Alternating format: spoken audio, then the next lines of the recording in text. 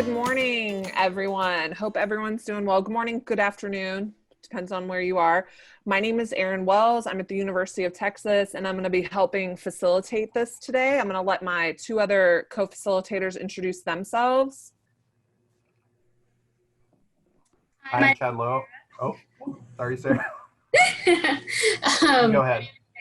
I'm the Assistant Director of Facilities and Aquatics here at A&M Commerce. I'm Chad Lowe. I'm Assistant Director at Ohio State University. Okay, so today we're really going to let you all drive it. And what is it that you want to talk about? What do you want? What are the burning last minute questions we all have? Because as we get closer and closer to our start dates, I know we're all just like pedal to the metal right now. So we'll start with just opening it up and see if there's any dying questions. And if there's not, we can talk a little bit about where our universities are in the process and the things we're working on right now. So go ahead, throw it out there. What do y'all want to know about?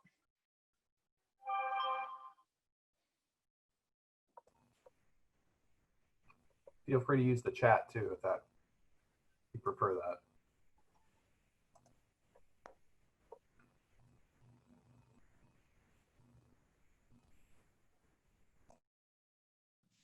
I'll start.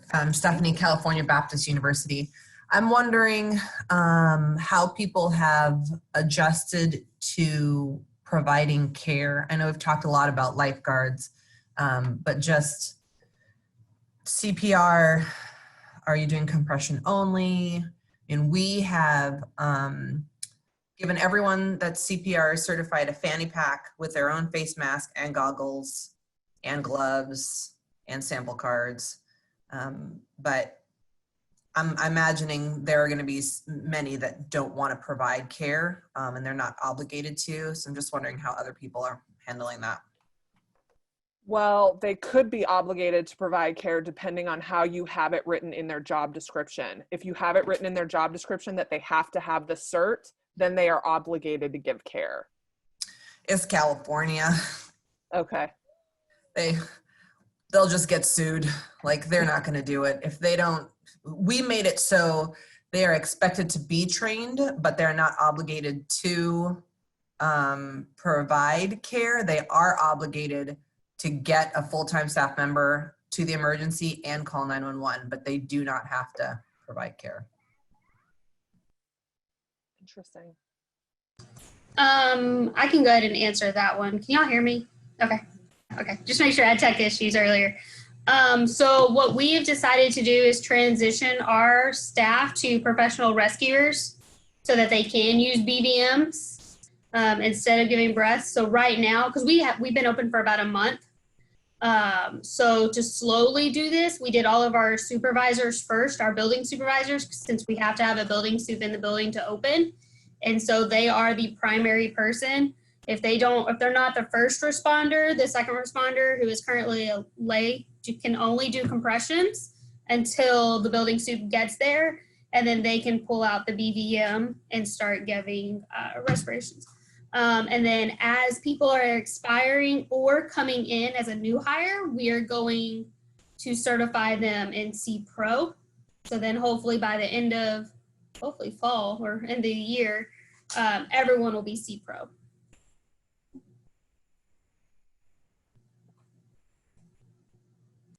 Is anybody doing anything different or unique when it comes to certifications and training? And is anybody teaching classes yet? I know we have the aquatics roundtable later today, but is anybody teaching classes yet? And how's that going?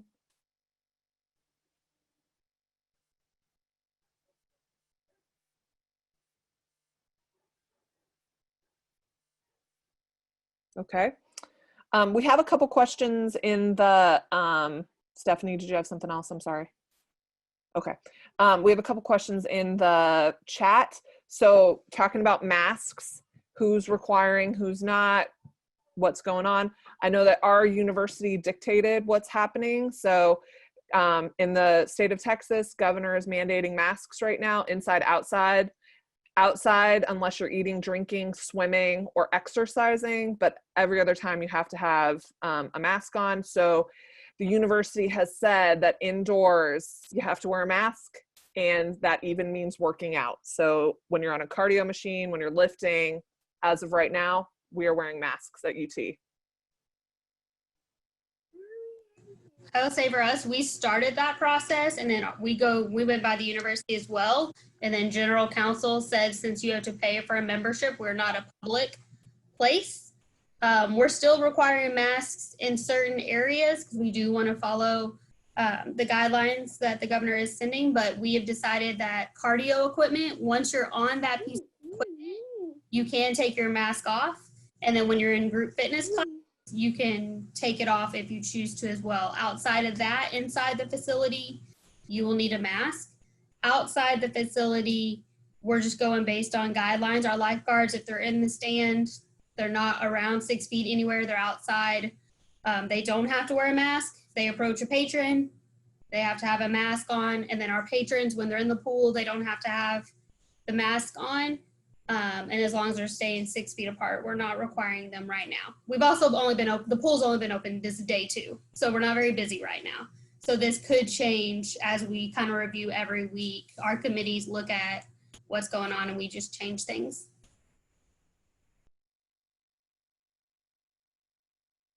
Very fluid situations right now, kind of rolling with it.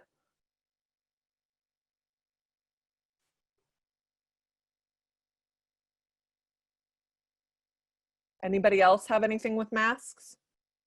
What's decided? Did anybody get to make their own decision in their facility? We did not.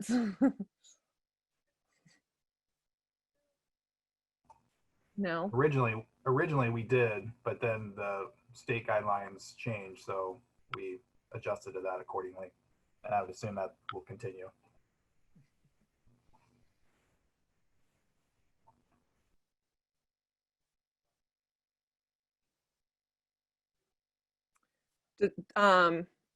Shadi, did you want to talk a little bit about sport clubs and ask that question and put that out there?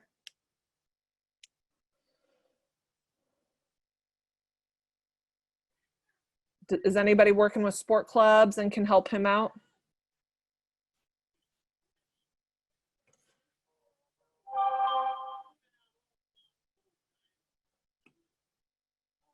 All right. So the next, all right, so I'm gonna kind of just, I have a private question, so I'll ask that one out. In California, gyms were opened and then closed for 30 days. Same in other states. I'd be curious to hear from anyone in similar situations or in COVID positive closure situations. Someone or, okay. So first question I'm reading in this is, did anybody open and then have to close because of state mandates? And is anybody in that situation?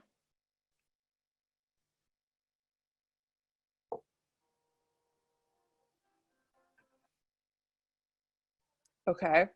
And then has anybody opened and they're open and then they had to close off parts of their staffing or something like that because a staff member tested positive? Has anybody had that happen yet and dealing with that situation?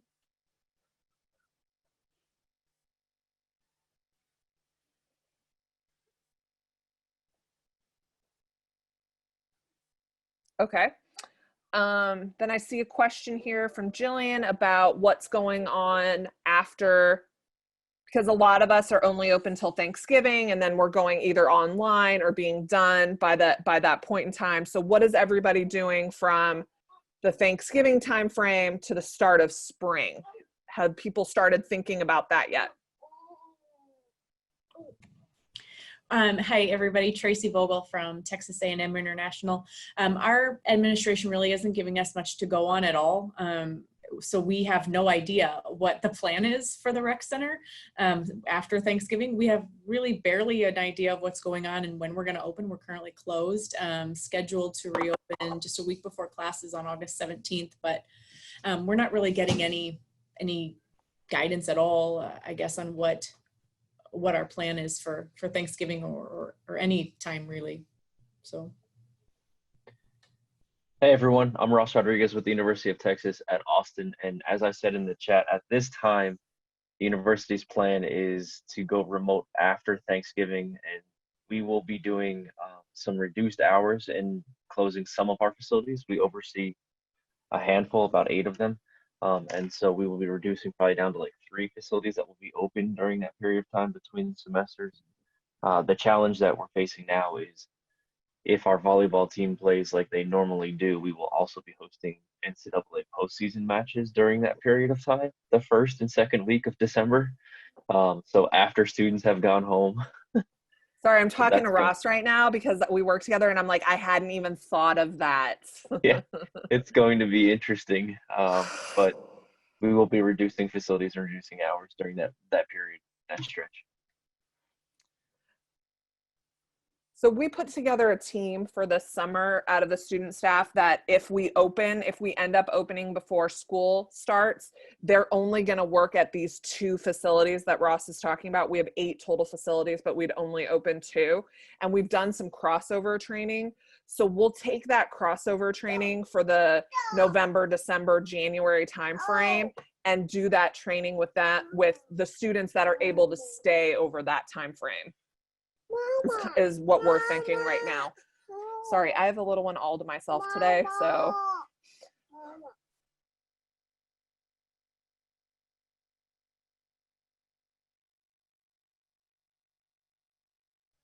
Has anyone else thought about what they're gonna start doing come Thanksgiving?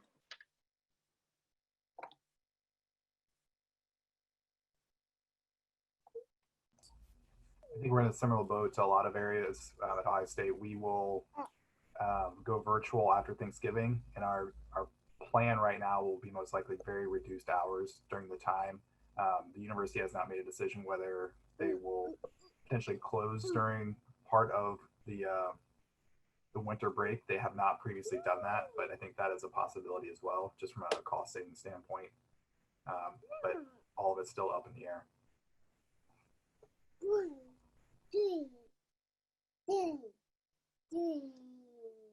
And I should say, like, none of this is like for sure's planned. It all depends on what the university comes back at us with. We're kind of in the same boat as like Ohio State too. Stephanie, that's a great question about facility spaces and what they're being used for. And hey, Ross, do you want to talk to what we're in talks with right now?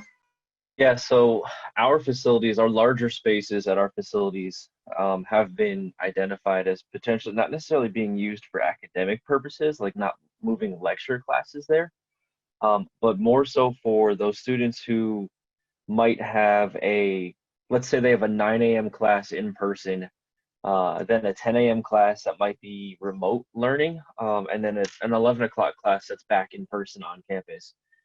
So to afford them an opportunity to use somewhere that's got reliable internet, they don't have to waste time traveling back and forth to their apartments.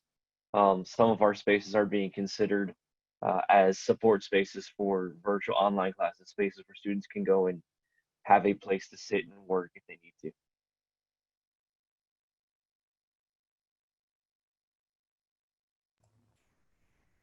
We I did don't not want originally. to go ahead. Oh, go ahead. I would say we were not originally expecting. We had not heard that we would have any space used for academics. That piece has been slow as far as what they determine as far as the buildings. I think it's all kind of a domino effect. They finally have kind of figured out what's going to be in person versus hybrid or virtual. And now certain areas like our union, there's areas there that are going to be repurposed for academics. And now I think we will potentially ask as well to have some space available for that to take offline for academics as well. The piece that I'm curious about though would be who's going to be responsible for cleaning that and maintaining it and scheduling it, whether it would fall on us as the department or the academic area would be responsible for that. I don't know if anyone has any experience with that with their university.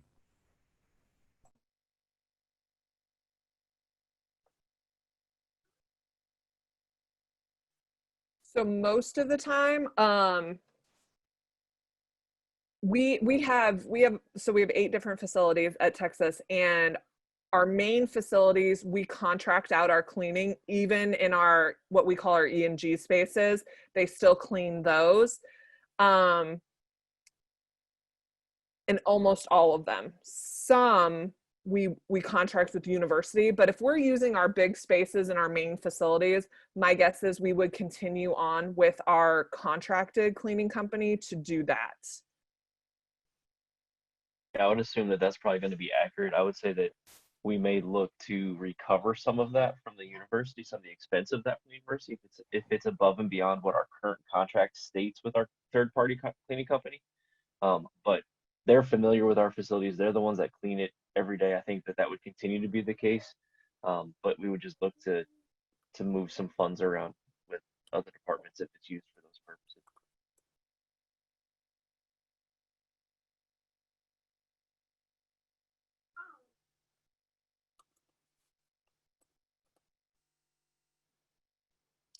Has anybody else been asked to look at their spaces? At UCLA, we've used our gyms already for a alternative COVID testing site. So the campus, our facility is right next to the Student Health Center. And so we were reached out to as being a possible location to test asymptomatic students coming to campus. Right now, it was a small group. We don't know if this is something the university is looking at doing for everybody. UCLA will be almost fully remote for the fall quarter. So we don't know how many students necessarily outside of some graduate and law school students and maybe some labs will be on campus for classes. However, we do know that, us as student affairs side are assuming that all of our students are going to be back in the Westwood greater area, whether they live on campus or not. So we don't know what that means, but we were reached out to. It happened last week that they used our gym for 5 days as a COVID testing site for asymptomatic graduate students coming back to campus. I have no idea if it's going to continue. I don't think any of us really know at this point if it's going to continue into fall quarter, if that's something that they're looking at for fall for students. So that's kind of on our back burner. We are also kind of on standby with some of our outdoor fields. I don't know if it's to provide childcare, but our summer camp program is very robust. And so the campus is looking at people who've had childcare now that will now not have it for fall and possible alternatives. So we're kind of on standby on what we're doing with some of our field space, because we know that there may be something coming in the future where we may have to provide essentially babysitting outdoors to staff and faculty that have to be on campus, because other resources that the university may provide in terms of childcare may not be available for fall. So we haven't heard any word on that yet, but it's kind of something that we're not giving our field space away for programming or figuring out what we're going to do yet, because we may have to provide childcare.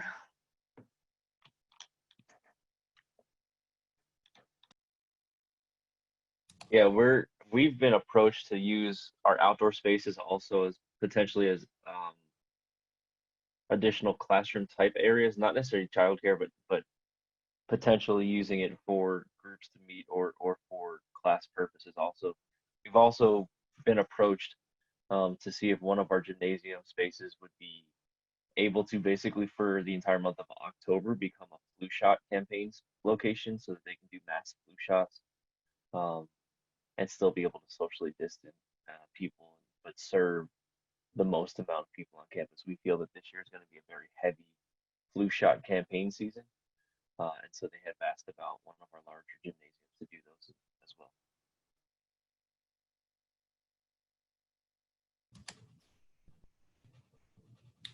Does anybody else have anything they want to touch on using spaces for different purposes?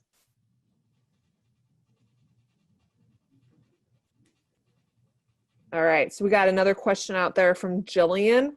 So what's everyone doing for temperature checks? Is it just staff? Is it patrons? Is it special events? Are you doing temperature checks, and how are you doing temperature checks?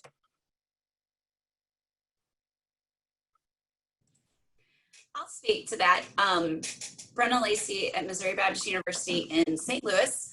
Our county is requiring temp checks. We did not get a kiosk as hoped. That's still in the pipeline, but that means that we have to have boots on the ground at every physical activity location. Every time we have something, we've doubled our staff in the fitness center so that we have one person who's screening at all times. We're not recording any. Athletics does have to record the temperature, but we are not recording. We are just simply saying whether there is a temperature, they're asked to leave. If not, or they're allowed to cool down 2 to 5 minutes, excuse me. Then if we recheck and it's still high, they have to leave and immediately follow up with our dean of students. So it's definitely not ideal, but so far so good. We don't have students back though, so that could change in a heartbeat. Yeah, we were told that we were not to do actual temperature checks, but so we're not doing anything for patrons, but for staff that come in, and including pro staff, we'll be doing a questionnaire that they'll take and keep themselves as to what symptoms they're exhibiting at that time. Tracie, remind me what school you're at? Texas A&M International. Okay. So a quick question on that. Is anyone concerned about FERPA, HIPAA, and like when someone pops hot, they're standing in line, there's people behind them, you tell them like, hey, it looks like, you know, maybe there's something wrong with my thermometer, or it's looking a little high. Could you stand off to the side, where now everyone knows why you're standing off to the side? Like just the privacy piece of all of this. How do you handle that? And that's why we were told we couldn't do the actual temperature checks for exactly that reason. Yeah, I feel like the people that want to come work out, those diehard folks are gonna pop a Motrin if they're concerned and come on over. I'm a cynic. What about all the people who might take like a thermogenic and that automatically raises your core button, like your pre-workout? What if that just, you're gonna get a lot of false negatives, I'm afraid too.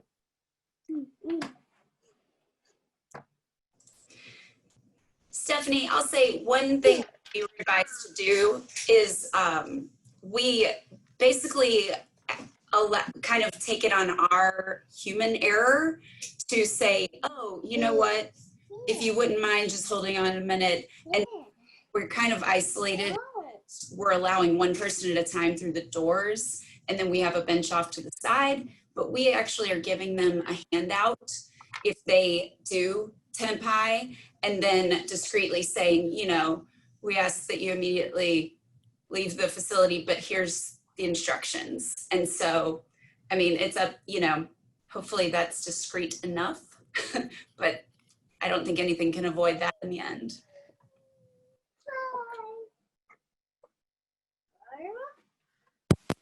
At UCLA, in addition to temperature checks, which we will take for both staff and patrons coming in both of our indoor facilities and outdoor facilities, everyone visiting campus has to fill out a symptom survey and get approval. So any tick mark, and we don't know yet if it's like, if you answer yes to one of the 10 questions, if you're now all of a sudden you're not allowed on campus, or what ticks it to basically getting not approved. So in addition, they're going to have a reservation to come into any of our spaces. They're going to have to show us that they've been approved to be on campus. And if they don't have that email, or we don't know if the campus is looking at developing some kind of app or something for students, but if they don't have something to show us that they've been approved to be on campus, regardless of what their temperature is, they also won't be allowed in. We're, at least right now, not going to offer any type of go chill in your car for 10 minutes and then we can come back and take your temperature. If it spikes over it, sorry, you're not coming in for that day. One of the things we are looking at is if somebody does get a temperature, do we tell them they can't come back for 2 to 3 days? I mean, it's hard to know if that's a true temperature or if it's just overheated.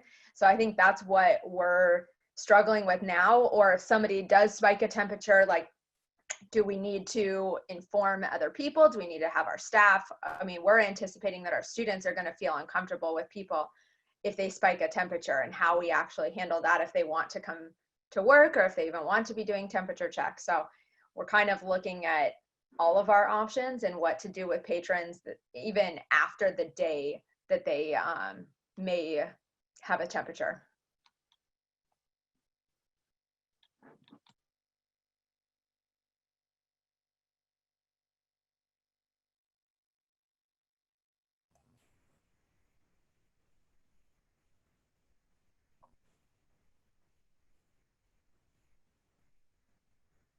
So I had a question, just moving a little bit differently in a different space. How are your schools handling potential reservation of space within your facility, such as aquatics lanes, if they wanted to use a court, racquetball court? I think we've looked at using bookings within Microsoft Office 365. I don't know much about that personally, but even tracking registrations and stuff for different events outside of Fusion. I think we looked at IM leagues as well, but is there other areas that some of you have discussed how you guys will track that?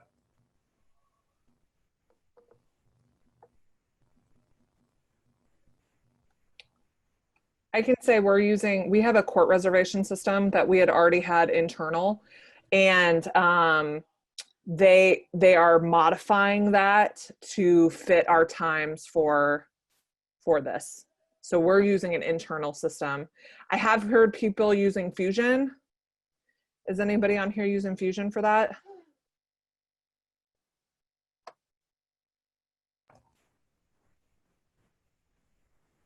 We're looking at that as one possibility as well. Are you just using it for reservations for the court and the pool, or are you doing reservations to come into the building?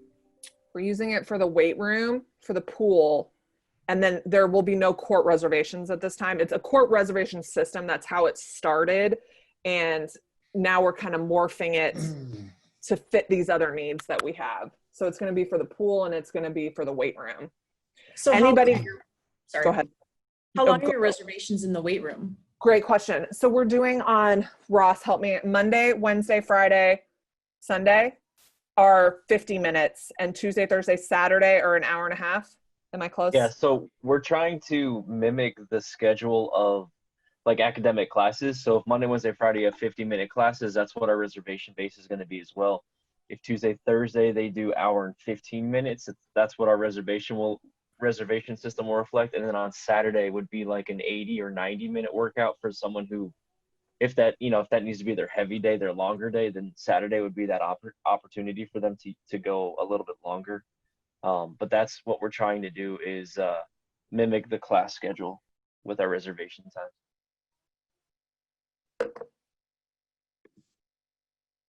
I'm with Georgia State University. We're using Fusion for reservations in regards to the climbing wall. And I literally just got trained on how this is going to work about 2 hours ago. So don't call me an expert. But long story short, the one thing that is like faulty with it is, for instance, we have 5 ropes. So we're only allowing 5 people to climb on a given day.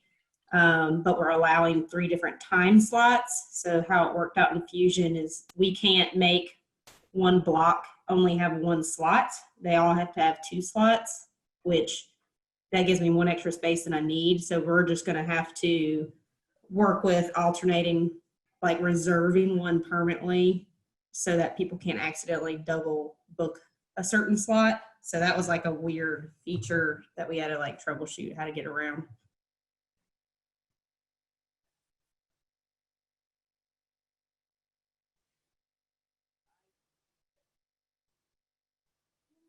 Alisha, are you, it looks like Stanford's using Fusion. Are you all open yet, or are you still in the process of opening? Hi. So the pool's open. We've been open for a while now, a few weeks. I think the hard part with Fusion was assigning lanes because they can only make a reservation. And then I know there was issues with like timing and people not getting lanes. They were pretty frustrated with that, but it's kind of smoothed out. But we're assigning lanes as people come in to check in. So they'll get like a card that says like lane 1 or whatever. So that's kind of worked out for the better. And then when the fitness center does open, which we're still waiting because we're in California. So we'll wait for that, but we're going to do the same thing for Fusion and have reservation slot times. And the pool times are, I believe they're 45 minutes swim time, so that they have time to get down to their lane, they swim, and then they get a warning to get out so that we clear the pool. Everything gets wiped down, and then the next group comes in. Yeah, we have buffers around our times as well. So that 50 minutes, we have a 10-minute buffer. The hour 15, we have a 15-minute buffer. So we do have buffers for cleaning in between each one as well. And this could all change once exactly, all the time. It's going to change all the time. This could all change when the students come back. We could decide we don't want to do reservations anymore. So we're, again, fluid situations, trying to stay as flexible and open as possible. Hey, Brad, you're using EMS. Have you all opened yet? And how's that going? Hey, can you hear me? Yeah, we opened just now over a week. We opened last Monday. And so pool reservations have, they started off real strong. And the last couple of days, we've only been able to manage less than 2 people actually using the system per day. So we're still kind of new. We're getting the information out still, but there are some that are using it.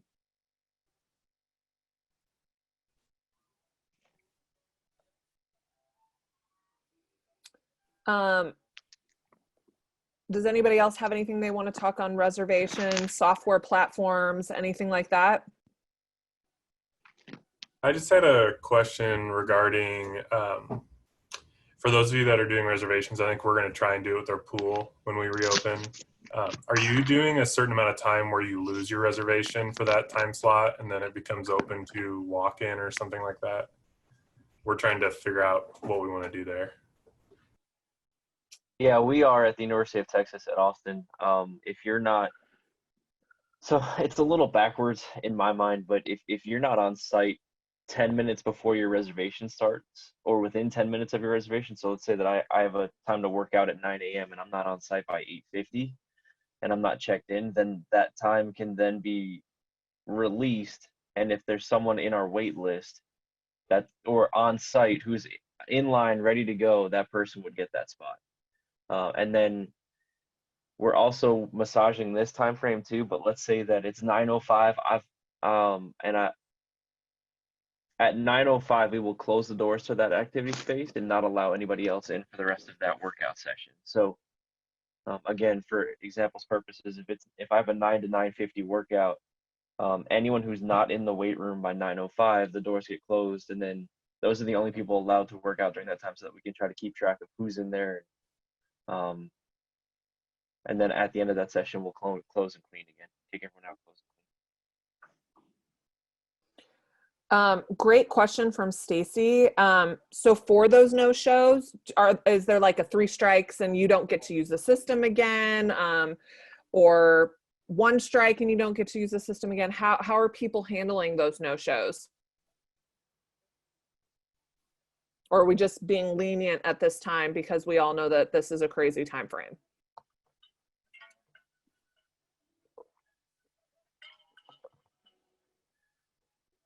I would imagine we're going to be pretty lenient. Just we're trying to figure it out just as much as they are. So I don't think our usage early on will be enough to where it's a huge deal, especially in our pool. We tend to not have a lot of student drop-in participation. So I think we'll try and be lenient, but like you all said earlier, probably change it by the week as we see different things arise. How are we communicating changes? Website, email, yes, social media, all of the above? Am I just kind of hitting it all? Yeah. Okay. Good. All right, can I change topics because I have a question? I know that this can be very much so like locale to locale and whether your government is allowing it or not, but what are people doing about locker rooms? So we have like the toilet spaces with the sinks, and then we have lockers, and then we have showers. Some of us have steam rooms or saunas within those. How are you handling each space and each area within?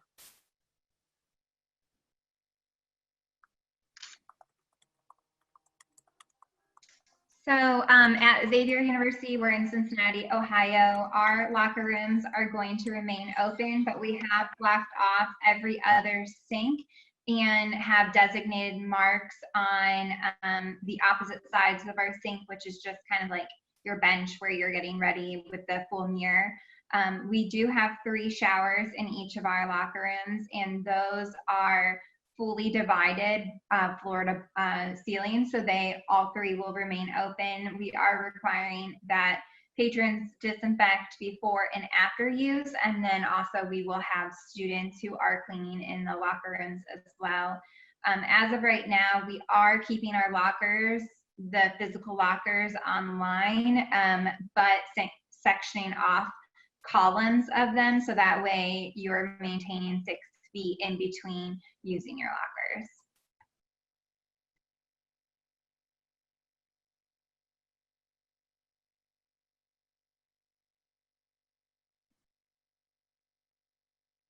I'm just taking notes. So anybody want to keep going, keep talking?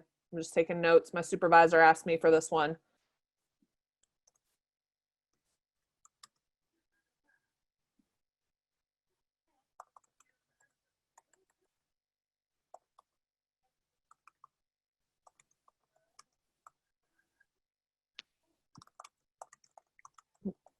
Nobody else has a plan for locker rooms yet?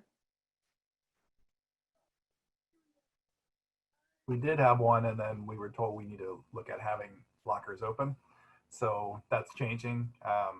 The cleaning process will be, I believe it's going to be on the patron. We'll provide some solutions. And then I think every hour or 2 hours, we will go in and do a deep clean with the Kaivac systems that we have. That's at least what the proposal is at this point. We've discussed having the locker room open for changing, but the shower is closed. And I believe they are locking off every other toilet stall, I believe. Could be wrong on that one. But yeah, so right now, like I said, we're not open, we don't really know, but that's what we've discussed. Can I just ask what why closing off every other restroom stall when there's partitions and barriers in between? I get it if it's like a urinal, but I could be wrong. I'm just wondering because I've heard that before too. Yeah, I would guess because of like sneezing and like going over the top of the, I don't know, I'm making that up, but that would be my guess. Okay, I was just wondering. Yeah, they didn't really give us an explanation for that one. But it's literally because of that. They said that under the stall, stuff could go through and over it. So that's pretty much it. Yeah, exactly. That was our phase 2. Okay. Awesome. Thank you all for that. I really appreciate that. What else? What other questions are we having? We have a couple topics we can bring up if you want us to throw those out. But if you have questions, please keep asking them. So people that are open, talk to us. What went well? What didn't go well? What were some lessons learned? Talk to us. Help us, people that haven't opened yet.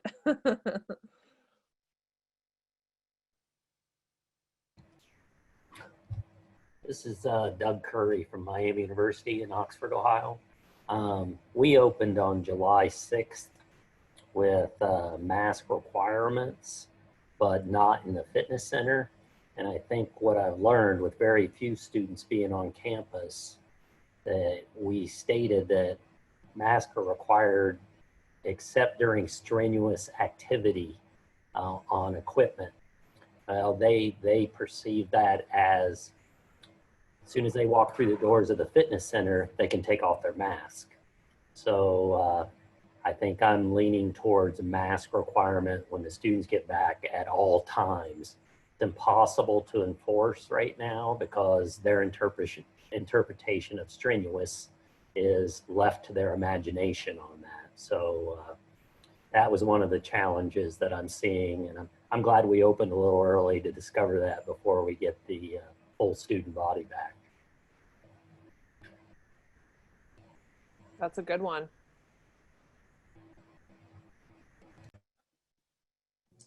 I'll say for us, we've been open since June 15th.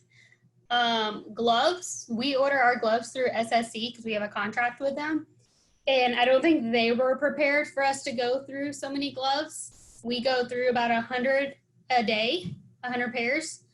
They clean every piece of equipment once an hour. And so if they cross-contamination and things like that. So working with SSC to make sure that we have extra gloves on hand. The other thing is that they're getting back ordered. So then they're getting latex gloves versus non-latex, because non-latex is high demand right now, especially for the medical field. We have staff with latex allergies. So we're having to be very careful of who gets the non-latex, the latex-free ones, because of the ones that have the allergies. So we're paying a little bit more attention to that. Wipes, we went through wipes a lot faster than we thought we would with not that many people here. So we've had to do a couple more orders of wipes and just have been very lucky that they came in and we cut down for more. Besides that, everything else has gone pretty smooth sailing. We did just reopen up our locker room. We closed it for the first few weeks. So we have opened it back up, which we opened it back up because our pool is open now, and that's the only way to get to our pool is through the locker rooms. And we wanted people to be able to change and things like that and shower off if they need to. So we had to now offer checking out towels again because of that process. But luckily our numbers are really low right now with students not being back. So this could all drastically change when students come back. But that's kind of where we're at right now. Sarah, since you mentioned that you use like 100 gloves a day, how many employees do you have working like at a specific shift? For specific shift right now, we have 3 staff members that are on the floor cleaning at all times and watching and monitoring the space. And then we have 2 member services staff at the front desk, and then we have 1 building supervisor. We actually started at 4 cleaning, and there was just not enough for them to do. And they were congregating, and the staff is really hard for them to follow the whole 6 feet rule. Like, it's ridiculously hard for them. And I'm not gonna lie, it's really hard for me too. So now that we require them to wear a mask, but then still having to keep them apart, we just took 1 person off the schedule. So we're down to 3 cleaning at all time. They said that was the minimum they could go down, I guess, because of how much of equipment, if we wanted it to be cleaned once an hour, everything. And that includes mopping the floors and things like that. So when the semester starts back up, we will potentially go back to 4 on the floor because they're gonna have to keep up with more cleaning. We noticed that our current wipes were pulling the polish off of our barbells. So now we have a staff member that specifically cleans the barbells once the patron's done. We tell them don't use the wipes, we're gonna clean it with our solution, which is a Virex spray bottles, but then they can use the wipes on anything else. So that we had to station someone down there anytime someone's down in that area lifting. So Stephanie since we're talking cleaning really quick, Stephanie had a question about dwell time on for the cleaning supplies. Does anybody want to talk to the products that they're using and what it's looking like?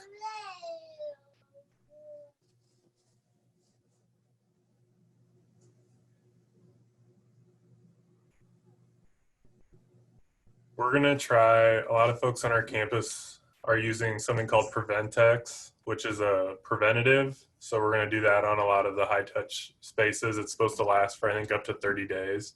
So that's the campus wide strategy. And then we're going to go with Spartan. It's BNC 15. It's I believe a 3-minute contact time, which we were using Virex, but 10 minutes was just too long to do anything. So we were able to find that. I think Oxivir has like a 1-minute contact time. Certainly not an expert, but talking about it way more than I ever thought I would. So those are some of the options that we've been researching after seeing what Virex was. Yeah, we currently use Virex, but we get our solutions from custodial.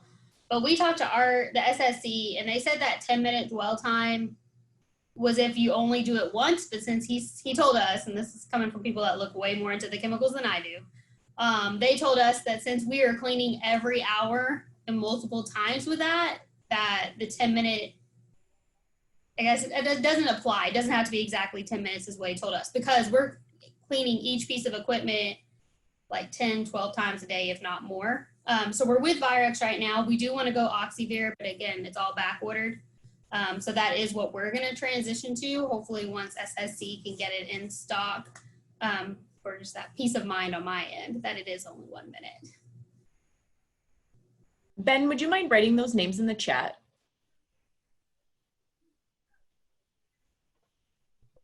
Yeah. Thank you.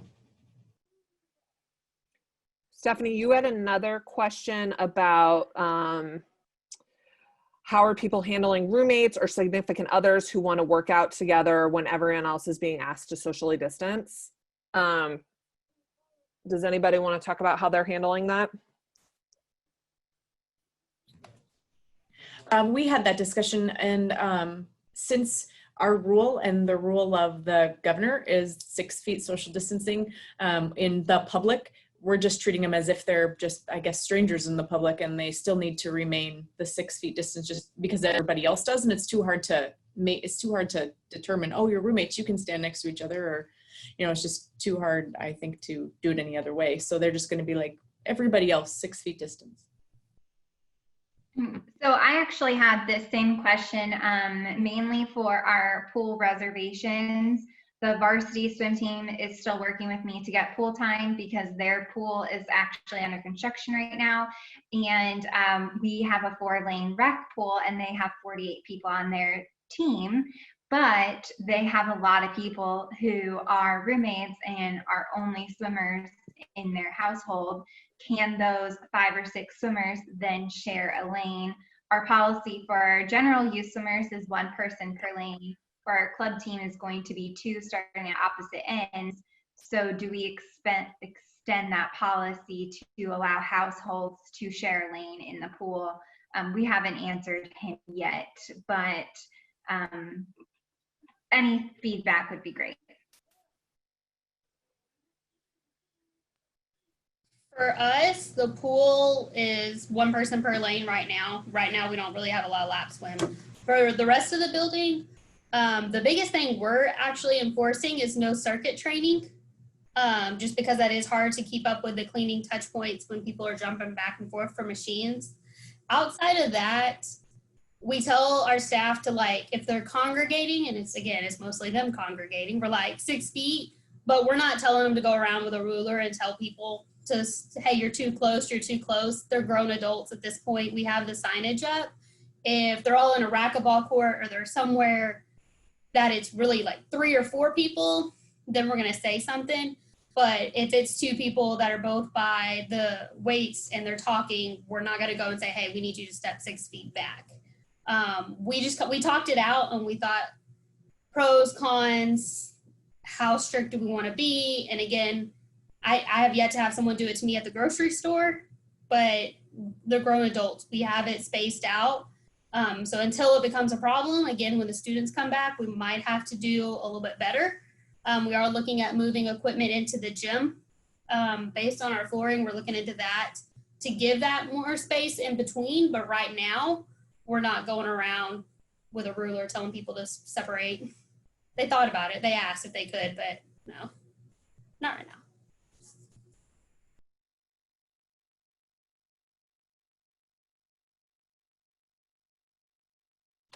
I have another question before we end. What are you all doing as far as spotting in the weight room is concerned? Are you allowing your employees to spot? Are you putting signs up that say no spotters available? Yeah.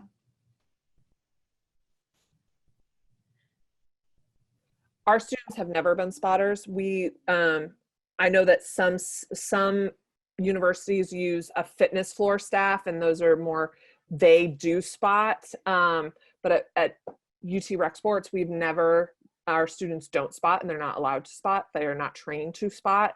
So that has never been a thing for us, luckily. So. Is anyone from JMU, UREC on the call? Their staff members do spotting. Nope. Okay. Our staff members do spotting as well, but we put signage up saying that we aren't at this time. Our staff are trained. Our fitness coordinator went through a training with them. They're very limited of what they can do on spotting. We did tell our staff that if you see someone struggling and it's become a risk in safety, then you need to jump in as long as you feel safe to do so. If not, they need to call for help. But we put signage up letting patrons know, hey, right at this time, we're not offering spotting. So be careful of your weight. You haven't been back in the gym for 2 months. Keep that in mind before you throw on what you used to do.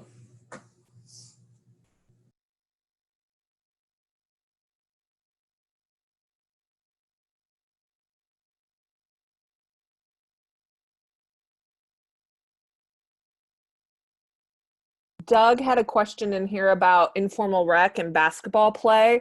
Are y'all allowing one-on-one? Are you allowing games? Like how does informal rec play? How's that looking for everyone?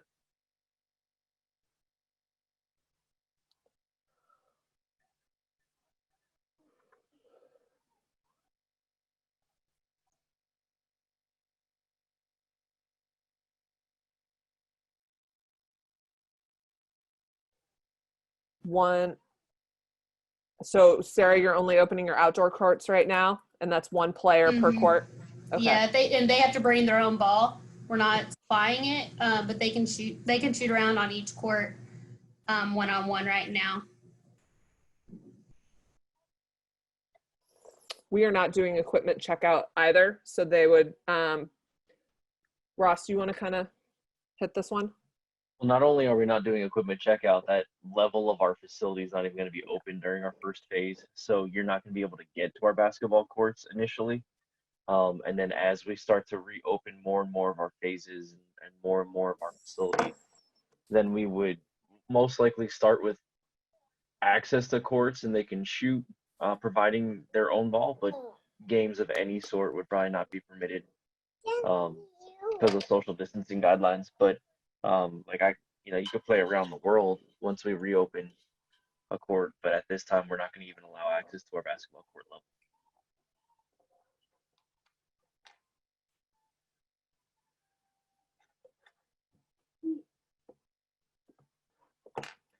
Hey, Colin, how are you disinfecting balls in between?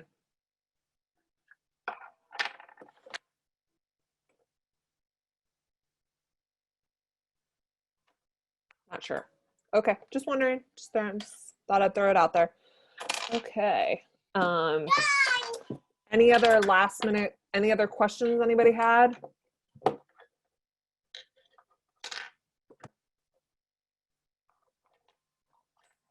Okay, I'll throw one out there. For the people that have opened, how have your participants been? I know that we've seen some interesting situations out in public with guests at different places, upset about mask rules, upset about this, upset about that. How are the participants doing? Are we finding them to be stressed? Are we finding them to be compliant? Like, how are participants doing?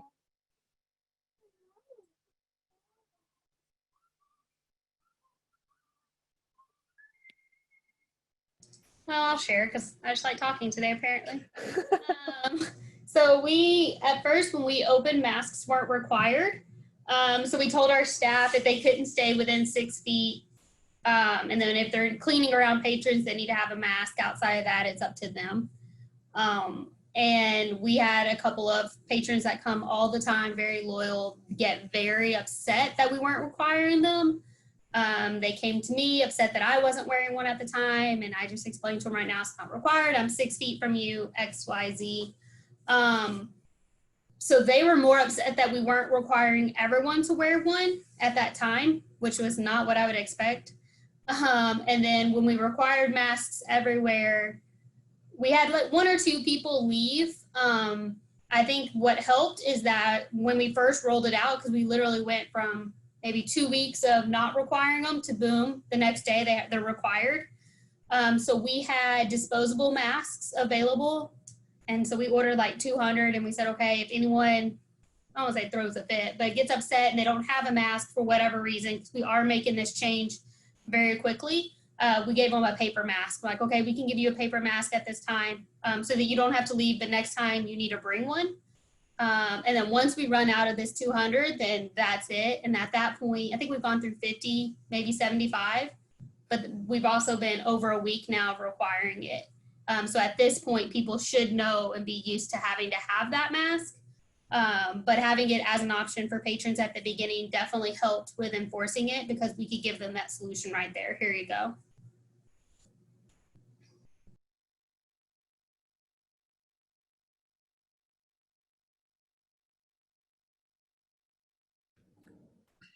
I have a question. Sorry, Erin, you can go.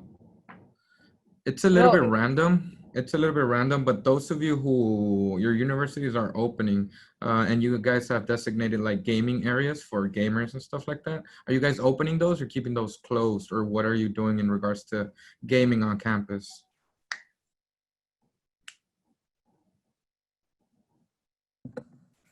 Not all at once, please. We don't have specific gaming spaces. We did have access to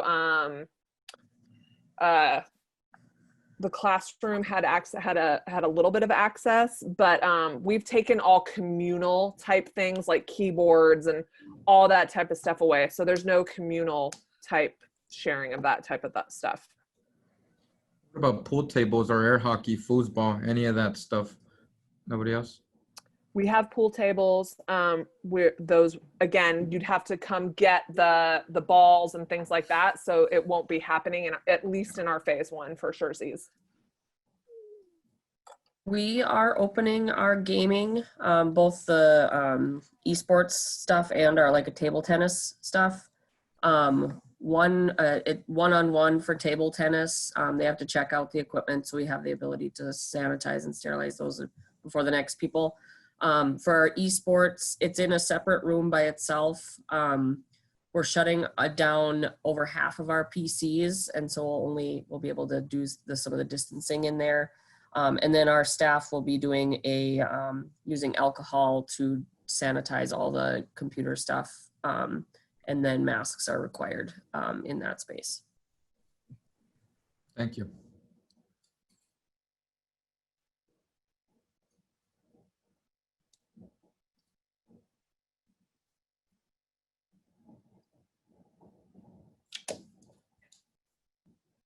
You're muted. Do we have anything else that anybody wants to ask? We have 1 minute left.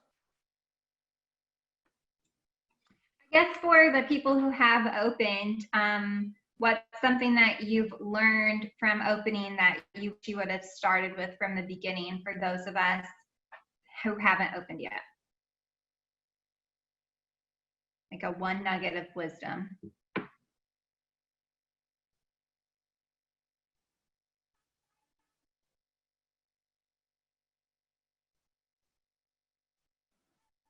Hey, this is Brad with LSU. I would say just be flexible.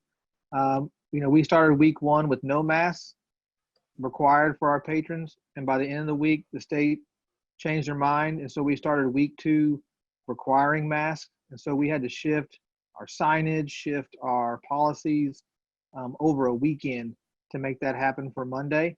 And you just, every day is going to be different. You're going to have plans. You're going to fall in love with those plans, and you're going to think they're the best. And then you're going to have to pivot and change. I know that's everybody's favorite word. But just know that each day is going to be different. You're going to get new challenges faced, and come together and just do the best you can with what you have in the moments you have them.